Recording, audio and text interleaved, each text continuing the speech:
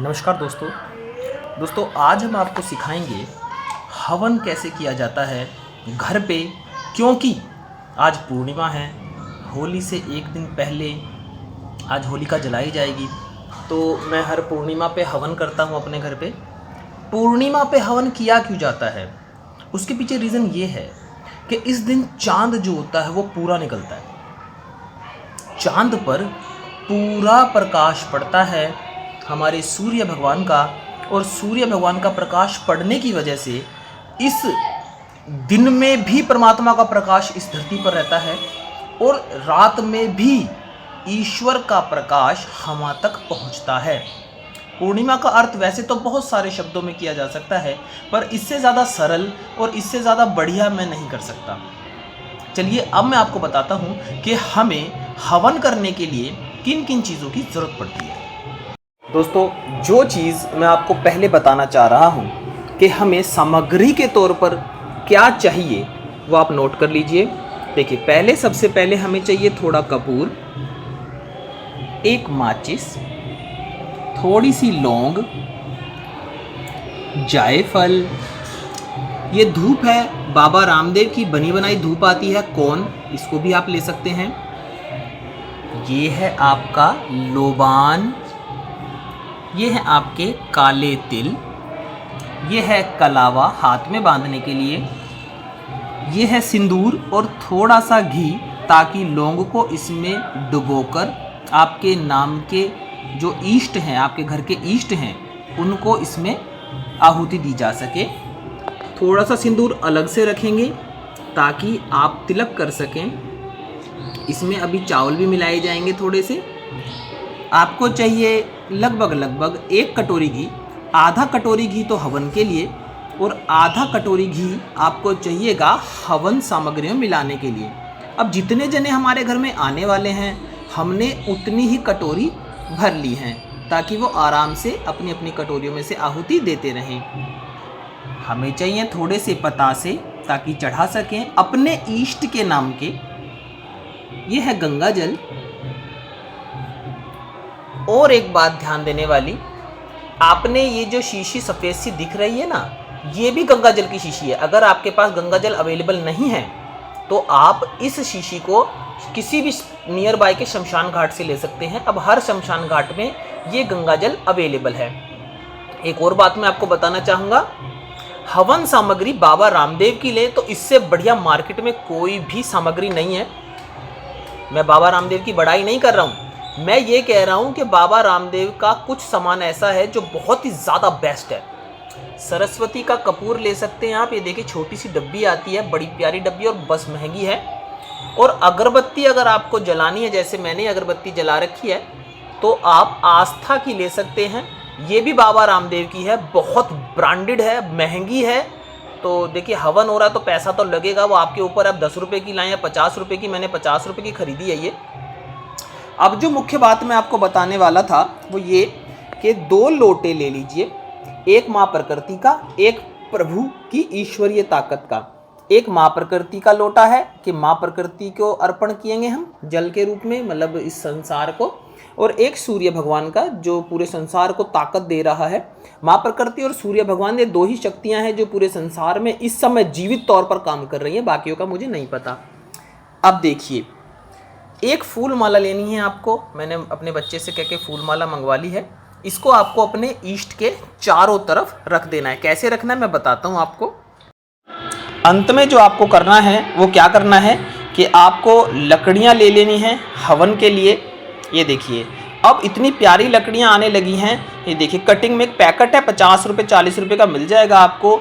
आम की लकड़ तो नहीं लग रही, वैसे पेटी की कोई लकड़ें हैं, पर बहुत ही ज़्यादा बेहतर और जेन्युइन है। तो मैं तो यही कहूँगा कि आप आम की लकड़ों को इस तरीके से लगा लें और छोटी छोटी बारीक लकड़ों को बीच में डाल दें, ताकि हवन को हम आगे प्रस्थापित कर सकें।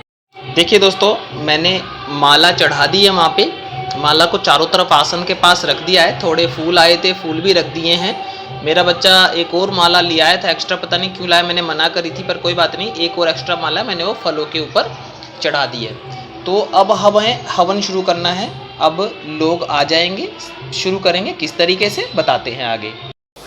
सबसे पहले हवन शुरू करने से पहले मैं आपको बताऊंगा कि जो हवन सामग्री हमने जितने लोग हैं उतनी रखी थी, उसके अंदर हमें काले तिल मिलाने हैं। काले तिल हवन सामग्री में बराबर मात्रा में डाल दें, जितने भी आपने लिए हों, 50 ग्राम, 100 ग्राम। तिलों के अंदर तेल अच्छा पाया जाता है तो सामग्री को जलने में थोड़ी मदद मिल जाती है। हमने घी पहले ही मिला लिया था, जैसा कि आप जानते हैं, जोत हम पहले ही जला चुके हैं। इसको थोड़ा थोड़ा मिला लेंगे।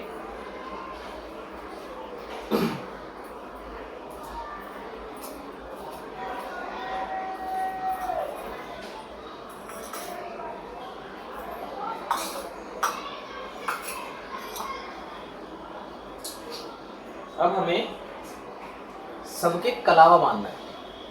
ये कलावे का रूल है कि औरत के हाथ पे बंधेगा तो उल्टे पे बनता है और पुरुष के हाथ पे बंधेगा तो सीधे पे बनता है।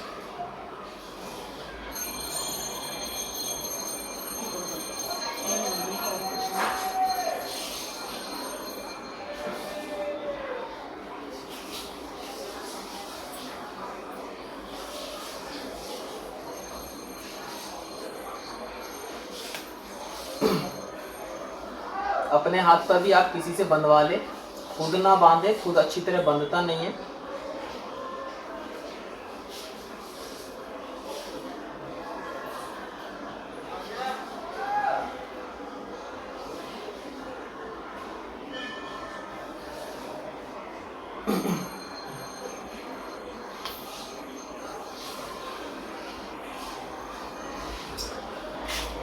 उसके बाद जो हमें करना है, हमें तिलक लगाना है उन फोटोज को जिसको आपने पूजन के लिए रखा हुआ है। तो तिलक के लिए हमने सिंदूर और चावल रखे हुए हैं। सिंदूर और चावलों में हम थोड़ा सा गंगाजल मिला लेंगे। गंगाजल मिलाने के बाद चावलों को उठाकर आप तिलक कर सकते हैं। जितने भी देवता आपको दिख रहे हो सब पे तिलक कर सकते हैं।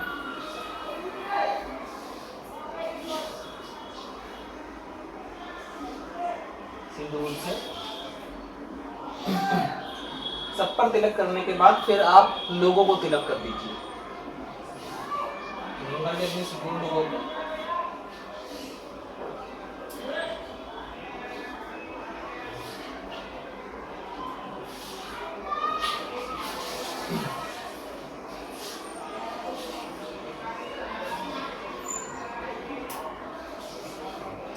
अपना भी तिलक करवा लें।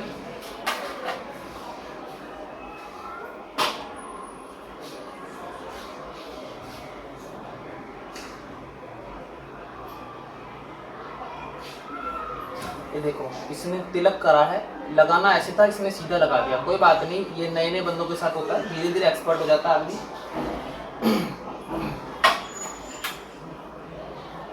अब हम क्या करेंगे, परमात्मा का आवाहन करेंगे कि हमारे ही शरीर में जो ईश्वर विराजमान है उसकी ऊर्जा हमारे शरीर से निकलकर और उस आसन पे आ जाए जिस आसन पर हम अपने परमात्मा को बिठाना चाहते हैं। ये प्रक्रिया सिर्फ श्रद्धा वाले व्यक्तियों के लिए है, जो लोग ये सोचते हैं कि उनका परमात्मा बाहर काम करता है। जो लोग ये सोचते हैं कि मूर्ति में उनका परमात्मा है, बाहर के जमाने में परमात्मा, उसके भीतर नहीं है कुछ भी। पर हमें बताना होता है व्यक्ति को कि आपके भीतर ही आपका परमात्मा है।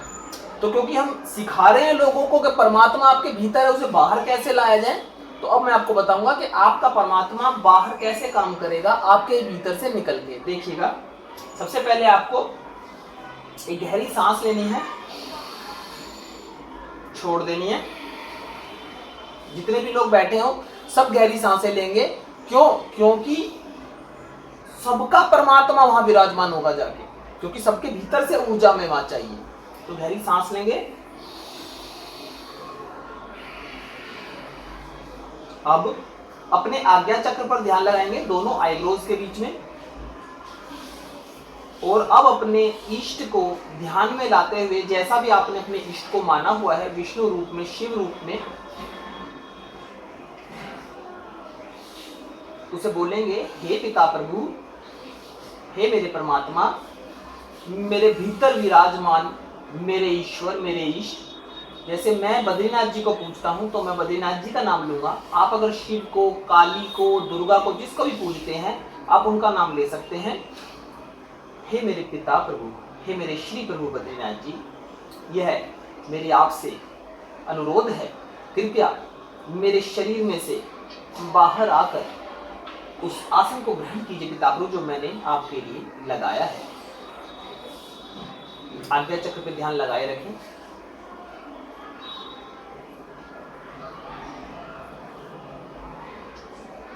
आपको अपने आप महसूस हो जाएगा कि आपके शरीर से शक्ति वहां जा रही है। धीरे धीरे जब आप जब तक योग साधना करते हैं तो आपको पता लग जाएगा कि आपके भीतर से एनर्जी वहां ट्रांसफर हो रही है। जब ट्रांसफर हो जाएगी तो आपके दिव्य नेत्र में खिंचावट भी कम हो जाएगी, नहीं तो वहां पर खिंचावट होती रहेगी। जब खिंचावट समाप्त हो जाए उसके बाद हाथ जोड़कर धन्यवाद करें, धन्यवाद पिता प्रभु, और आंखें खोल लें। अब हमें क्या करना है हवन में? अब हमें हवन को प्रदीप्त करना है अपने इष्ट की आज्ञा लेकर। क्यों? क्योंकि है तो ये मां प्रकृति का हवन, ऐसी बात नहीं है।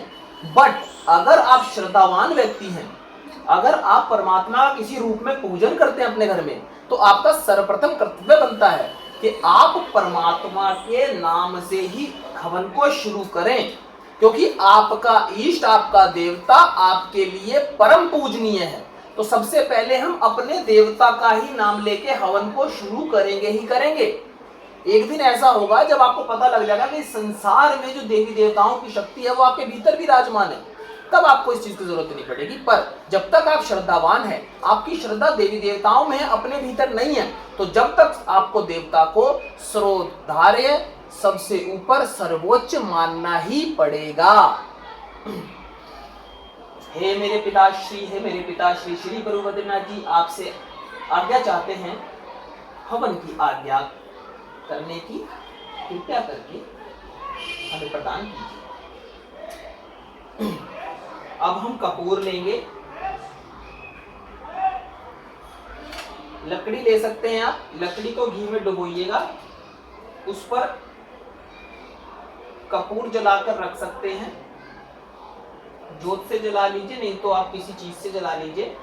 अब ये कपूर जल गया है, देखिए।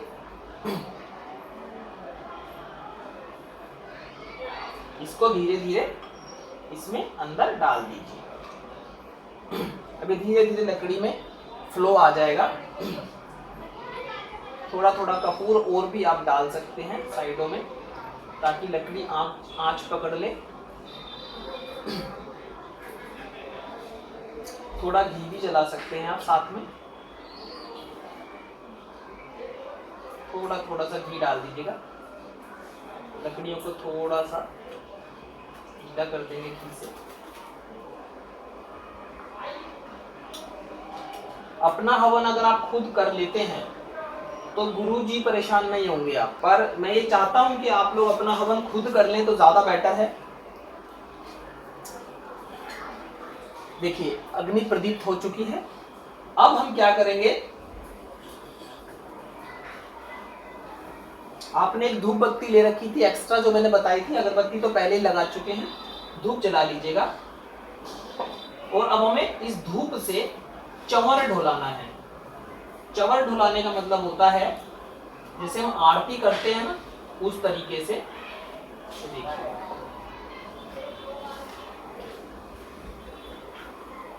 इस तरीके से चंवर ढुलाना है, ताकि सारे हवन में खुशबू प्रदीप्त हो सके। उन कोन्स के साथ एक लोहे की वो भी मिलती है, इसको आप साथ में रख सकते हैं हवन के साथ, ताकि हल्की हल्की हवन के साथ खुशबू हवा में फैलती रहे।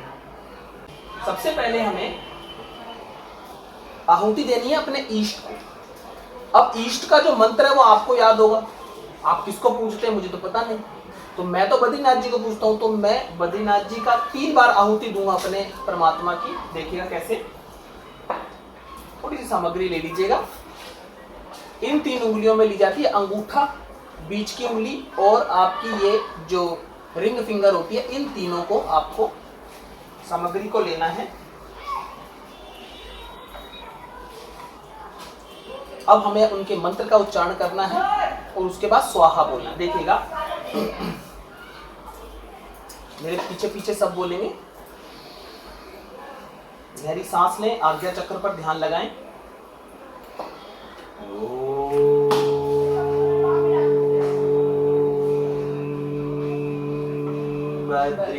बद्रीनाथाय नमः स्वाहा। 3 बार आहुति देंगे हम। थोड़ी थोड़ी सी सामग्री ले लें, ज्यादा नहीं लेनी है, आगे अपना और भी ज्यादा है।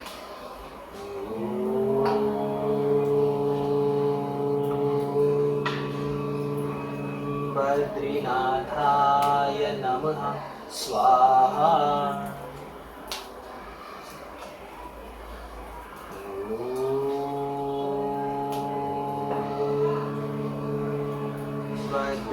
बद्रीनाथाय नमः स्वाहा। अब मैं आपको बताऊंगा, इस संसार में 5 तत्व हैं।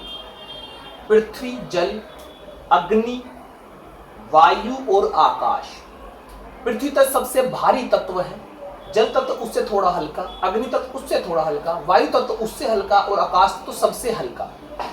तो सबसे पहले हमें पृथ्वी तत्व को आहुति देनी होती है इष्ट के बाद।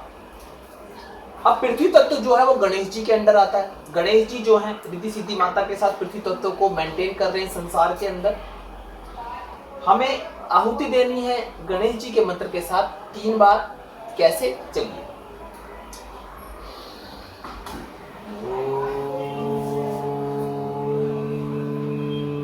गम गणपतये नमः स्वाहा। एक आहुति होगी गणेश जी की पृथ्वी तत्व की।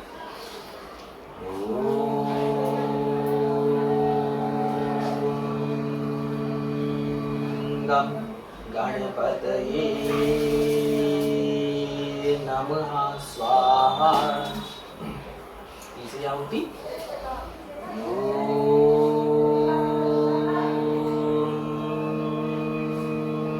गम गणपतये नमः स्वाहा। अब हम जल तत्व की आहुति देंगे। जल तत्व के देवता हैं ब्रह्मा जी। सावित्री माता के साथ जल तत्व को मेंटेन करते हैं हमारी बॉडी में और पूरी दुनिया में। मूलाधार चक्र श्री गणेश जी का चक्र माना जाता है। उसमें रिद्धि सिद्धि माता के साथ वे बैठे हुए हैं। वहाँ पृथ्वी तत्व को मेंटेन करते हैं बॉडी में और बाहर मेंटेन करते हैं दुनिया में। तो ब्रह्मा जी जल तत्व मेंटेन करते हैं सावित्री माता के साथ। तो ब्रह्मा जी का मंत्र जरूर उच्चारण करना है। हालांकि वेदों में, पुराणों में मना किया गया है, पर क्योंकि हम अपने शरीर में मेंटेन कर रहे हैं, अगर हमारे शरीर में मेंटेन है वो, तो हम संसार में भी मेंटेन कर सकेंगे। परमात्मा रूप में हमें ही काम करना है, परमात्मा कोई अलग से आगे काम नहीं करेगा। तो ब्रह्मा जी का मंत्र 3 बार।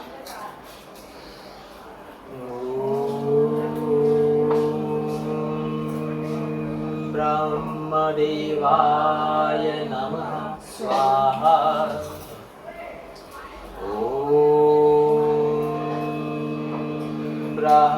ब्रह्मदेवाय नमः स्वाहा।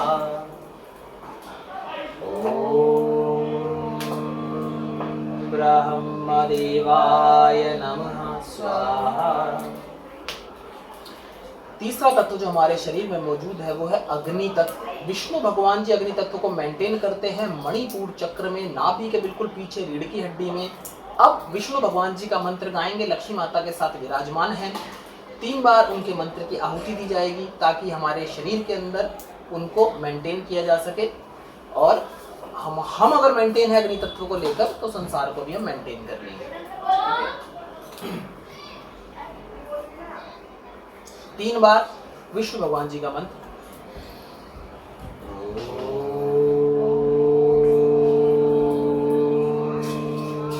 नमो भगवते भगवते वासुदेवाय स्वाहा।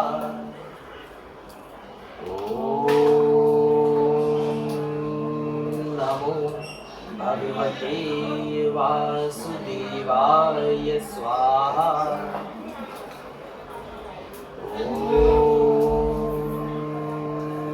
नमो भगवते वासुदेवाय स्वाहा।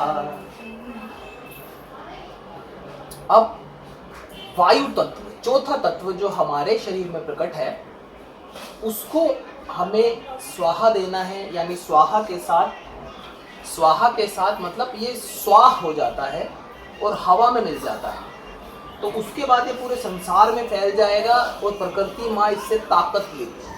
तो वायु तत्व हमारे शिव प्रभु का तत्व है, बहुत महत्वपूर्ण है, प्राण ऊर्जा हमारे शरीर में, जिसे मेंटेन शिव जी और पार्वती करते हैं। अनाहत चक्र में हृदय के अंदर और रीढ़ की हड्डी के भीतर मौजूद है हमारा अनाहत चक्र। शिव भगवान की आहुतियाँ देंगे हम उनके मंत्र के साथ। कैसे देनी है देखिएगा, सामग्री ले लीजिए। इन 3 उंगलियों के अंदर सामग्री को लेना है, गहरी सांस लेनी है, आज्ञा चक्र पे ध्यान लगाना है। प्रभु का शिव का मंत्र है ओम नमः शिवाय। चलिए करते हैं। ओम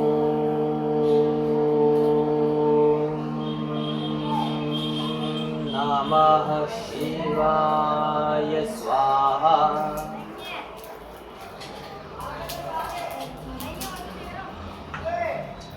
दूसरी बार ओम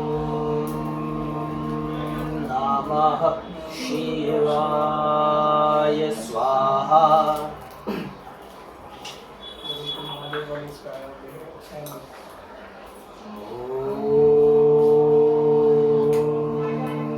नमः शिवाय स्वाहा। पांचवा तत्व हमारे शरीर में जो मौजूद है वो है आकाश तत्व। दुर्गा माँ का तत्व है वो। दुर्गा माँ किसी के साथ नहीं है, उनके कोई पुरलिंग साथ नहीं है, पर उनके जितने भी अष्ट हाथ हैं उनमें सारे हथियार जितने भी हैं वो उन्होंने शिव विष्णु और ब्रह्मा को दिए हुए हैं। ब्रह्मा विष्णु महेश की जो मैया है वो दुर्गा माँ है। माया कह सकते हैं, प्रकृति माँ कह सकते हैं। दुर्गा माँ से बड़ी शक्ति इस संसार में किसी देवता के अंदर नहीं है। पर अगर आप अपने इष्ट को संसार में सबसे ज्यादा ताकतवर समझते हैं तो वो परमात्मा के रूप में आपके भीतर काम करता है।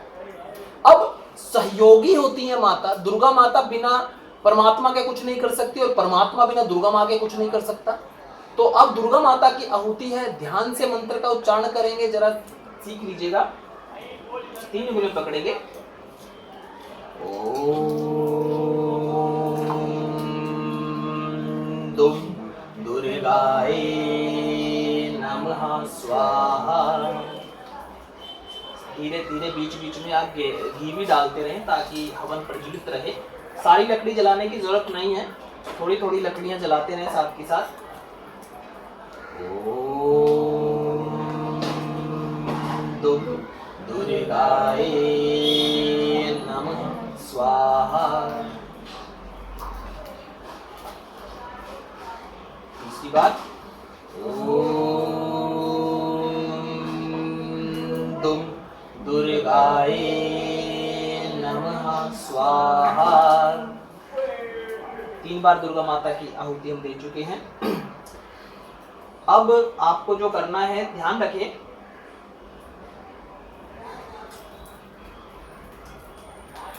क्योंकि ये पंच तत्व हैं, हमें इन्हें पूजना पड़ेगा ही पड़ेगा, क्योंकि हमें जीवित रहना ही रहना है।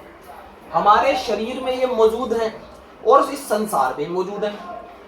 योग से इस कुदरत और इस परमात्मा के दिए शरीर का समन्वय बनता है, इसलिए इन दोनों के योग को योग कहा जाता है और योग की कोई परिभाषा नहीं है। प्रकृति के साथ अनुकूलन होके चलना ही योग है। अब मैं आपको बताता हूं कि गायत्री मंत्र, जिसमें इस संसार के परमात्मा की जय के बारे में विजय बोली जाती है, उस मंत्र को 3 बार हम आहुतियों के साथ प्रज्वलित करेंगे। पंच तत्वों से ऊपर अब परमात्मा आ गया। अब परमात्मा की जय के बारे में बात होगी गायत्री मंत्र के साथ। ओम भूर्भुवः स्वः तत्सवितुर्वरेण्यं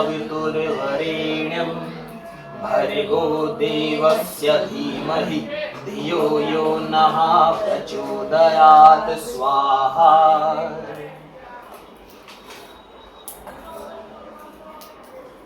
ओम भूर्भुवः स्वः तत्सवितुर्वरेण्यं भर्गो देवस्य धीमहि धियो यो नः प्रचोदयात् स्वाहा।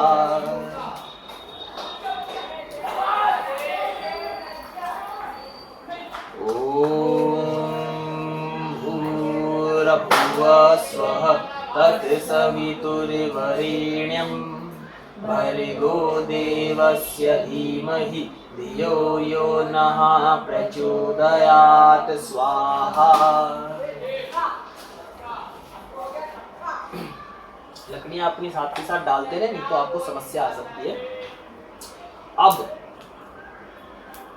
हमारे शरीर में ही सहस्रार दल कमल है, उसकी जो ताकत है वो मैंने स्वयं सरस्वती माता को दे रखी है अपने भीतर।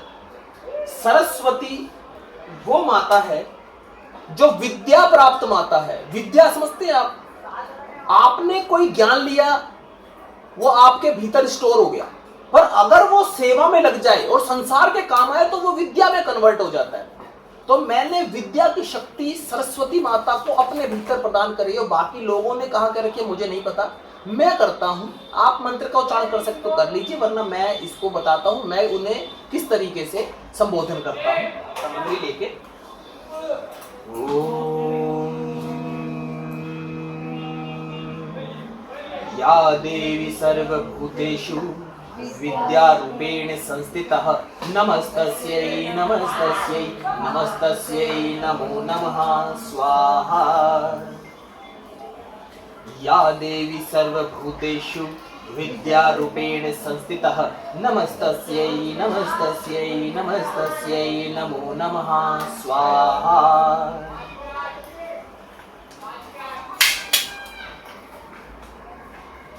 या देवी सर्वभूतेषु विद्यारूपेण संस्थितः नमस्तस्यै नमस्तस्यै नमस्तस्यै नमो नमः स्वाहा।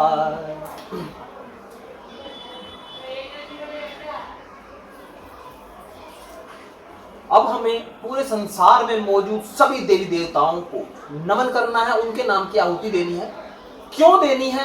क्योंकि देवताओं को जो इंसानों की सोच ने इस दुनिया में लाया है, अब वो हैं तो पूजनीय है, और दुनिया का काम कर रहे हैं तो भी वो पूजनीय है।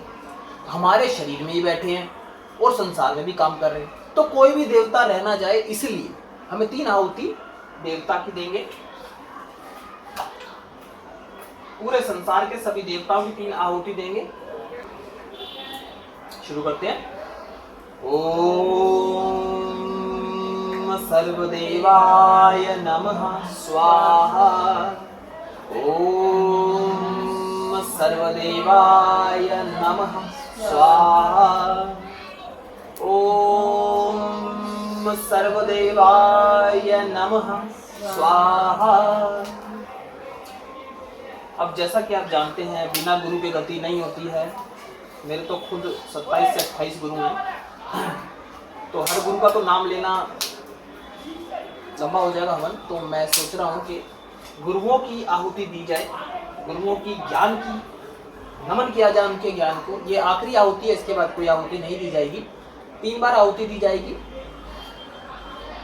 गुरु ब्रह्मा गुरु विष्णु गुरुदेवो महेश्वराय गुरु साक्षात् परब्रह्म तस्मै श्री गुरुवे नमः स्वाहा। गुरु ब्रह्मा गुरु विष्णु गुरुदेवो महेश्वराय गुरु साक्षात् परब्रह्म तस्मै श्री गुरुवे नमः स्वाहा। अब ये आखिरी आहुति है, इसलिए जितनी भी आहुति है आपकी सारी की सारी आप लास्ट में डाल देंगे, स्वाहा कर देंगे गुरु का मंत्र। गुरु ब्रह्मा गुरु विष्णु गुरुदेवो महेश्वराय गुरु साक्षात परम ब्रह्म तस्मै श्री गुरुवे नमः स्वाहा। साइड में डाल दो सारी। अब लास्ट में आपने ज्यादा देरी है तो घी भी ज्यादा डालना पड़ेगा, नहीं तो ये धुआं उठाएगी, चलेगी नहीं।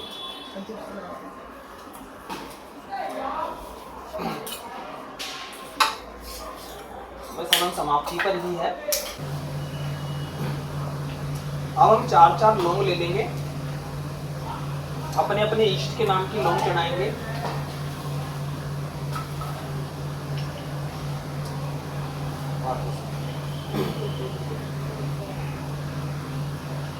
ये आप शिव के उपासक है तो शिव के नाम की चढ़ा दीजिएगा, ठीक है। आप किसकी पूजा करते हैं? माता की, तो माता के नाम की चढ़ा देना, हम अपने उनके नाम पे चढ़ा देंगे, वो आपकी इच्छा पर है जैसे भी होगी। 2-2 के जोड़े चढ़ेंगे, पहले 2 चढ़ेंगे फिर 2 चढ़ेंगे। तो पहले एक लौंग का जोड़ा चढ़ाएंगे,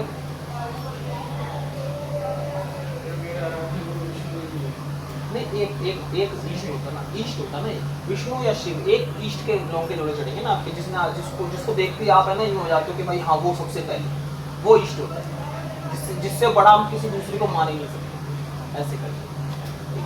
तो लौंग का जोड़ा चढ़ाने से पहले हमें ये ध्यान रखना है कि हमें लौंग के जोड़े को घी और सिंदूर दोनों में भिगोना है।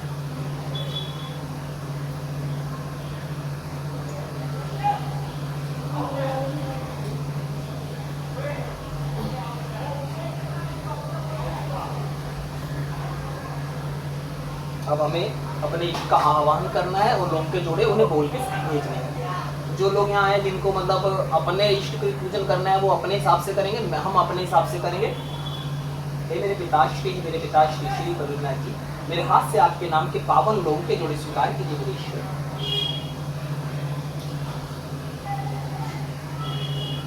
एक और लौंग के जोड़े, 2 बार लौंग के जोड़े चढ़ाएंगे। घी में भिगा ले सिंदूर को और सबको बोले सब भिगा लेंगे ताकि दिक्कत ना हो बाद में। और सब धुआं होने वाला है चारों तरफ, क्योंकि अभी ये हवन खत्म हो गया है तो लकड़ियाँ भी खत्म हो गई हमारी। हे मेरे पिताश्री, हे मेरे पिताश्री श्री बद्रीनाथ जी, मेरे हाथ से आपके नाम के पावन लौंग के जोड़े स्वीकार कीजिए मेरे पिता प्रभु। घी और डाल दे ताकि बची कुचल जो कोयला बन चुका है उसमें आग अग्नि प्रदीप्त हो जाए।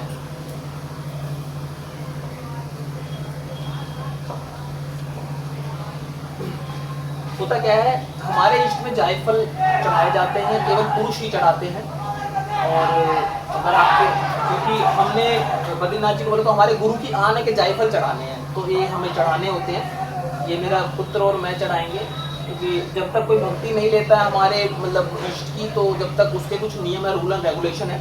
जैसे आप मुर्गे की बलि देते हैं, क्या क्या बलियाँ देते हैं, हमारे में जायफल की बलि दी जाती है, बड़ा पवित्र माना जाता है इसको।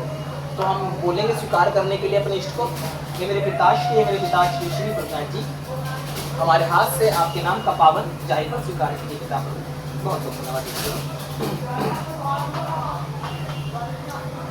अब हम बतासे लेंगे, बतासे चढ़ाएंगे, 2-2 बतासे दे दो सबको। अपने अपने इष्ट के, अपने अपने इष्ट का हवन जो करवाते हैं वो भोग लगवाते हैं। नहीं नहीं नहीं,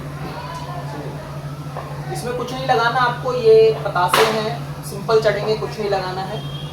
अंदर से बोलिए, आगे चक्र पर ध्यान लगाते हैं, अपने इष्ट का आह्वान करते हुए, उनका चेहरा सामने लाते हुए, जैसे भी आपको करना है। ये मेरे पिताश्री, ये मेरे पिताश्री श्री बद्रीनाथ जी, मेरे हाथ से आपके नाम के पावन बतासे स्वीकार कीजिए पिता। इस तरीके से ये हवन क्लियर हो जाता है।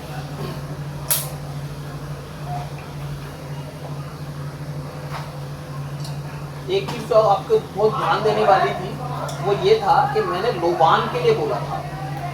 ये जो लोबान है ना, ये बहुत ही ज्यादा महत्वपूर्ण है, इसमें बहुत महत्वपूर्ण है। लोबान से अब इसमें हीट बन चुकी है, अब इसमें कुछ बचा नहीं है, इसमें कुछ भी नहीं बचा है, इसमें हीट बन चुकी है। और लोबान एक ऐसी चीज है जो इतना ज्यादा पावरफुल है कि आपके एटमॉस्फेयर को बहुत ज्यादा पवित्र कर ही देगा। अभी हीट बन चुकी है यहाँ पे, लोबान के डालते आप देखिएगा धुआं कैसा उठेगा, तो इतना पवित्र धुआं उठता है, बहुत ही ज्यादा पवित्र धुआं उठता है। इस लोबान को हल्का हल्का छिड़क के अब इसमें कुछ वैसा धुआं उठेगा ब्राउन कलर का, ऐसा कुछ बहुत अच्छा होता है। अब हम अपने इष्ट की आरती करेंगे।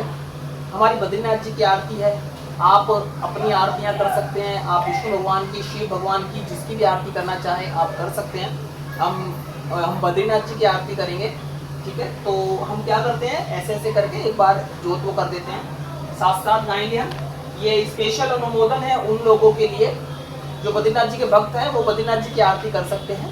हम खड़े नहीं होंगे, कैमरे में आएंगे नहीं, बैठ के करेंगे, कोई बात नहीं, परमात्मा कुछ नहीं कहता। चलिए हम करते हैं। हे मेरे पिताश्री, मेरे पिताश्री श्री गुरुनाथ जी, हमारे मुख से आपके नाम की आरती स्वीकार कीजिए। पवन मंद सुगंध शीतल हेम मंदिर शोभितम, निकट गंगा बहत निर्मल बद्रीनाथ विश्वम्भरम, श्री बद्रीनाथ विश्वम्भरम।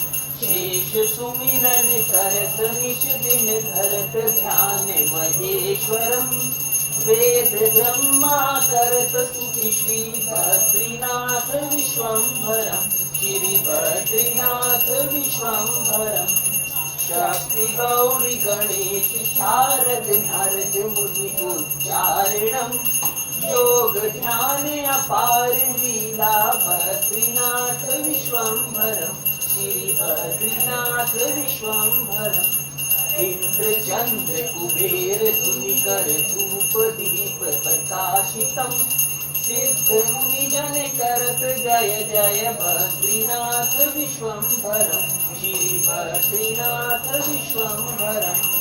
यक्ष किन्नर करत कौतुक ज्ञान गंधर्व प्रकाशितम, श्री लक्ष्मी कमला चवर डोल श्री बद्रीनाथ विश्वम्भरम, श्री बद्रीनाथ विश्वम्भरम।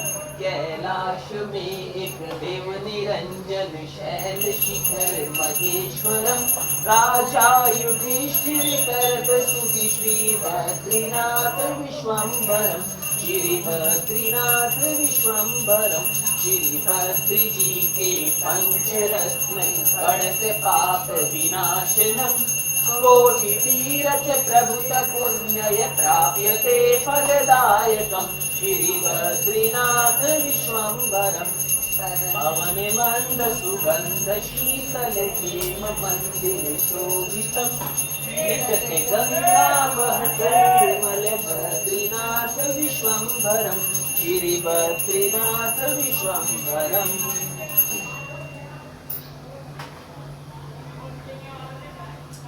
अब हमने क्योंकि अपने अंदर से शक्ति निकाल के आसन पर विराजमान की थी, अब वापस हम उस शक्ति का आवाहन करेंगे। परमात्मा वापस आके हमारे शरीर में विराजमान हो जाइए। उन्हीं लोगों के लिए जो श्रद्धावान है, जो अपने आप को ही परमात्मा मानते हैं, उनके भीतर तो अपने आप ही परमात्मा रहेगा। तो धीरे धीरे जब आपको पता लग जाएगा कि आप ही परमात्मा हैं, तो आपको फिर शक्ति बाहर नहीं निकालनी पड़ेगी। आप अपने इष्ट का अपने भीतर ही नाम दे देंगे, वो आपके भीतर आपके साथ काम करेगा जहाँ भी आपको उसकी जरूरत होगी। तो बोलते हैं, हे मेरे परमात्मा, हे मेरे ईश्वर, हे मेरे ईश्वर प्रभु बद्रीनाथ जी, बहुत बहुत धन्यवाद पितापुर। हवन को सचेतन देखने के लिए मेरे पितापुर, आपसे आह्वान है वापस हमारे शरीर में प्रवेश करें आज्ञा चक्र से और विराजमान हो जाए हमारे भीतर। बहुत बहुत धन्यवाद पितापुर, बहुत बहुत धन्यवाद। आज्ञा चक्र पर ध्यान लगाएंगे, आज्ञा चक्र पर अपने आप आपकी शक्ति महसूस होगी आपको। तो भीतर भीतर धीरे धीरे धीरे धीरे वो शक्ति अंदर चली जाएगी, आपके भीतर बैठेगी। जय श्री राम। बहुत बहुत धन्यवाद आपका हवन को देखने के लिए, करिएगा। Art of Peace Center by Yog Rishi Sushil।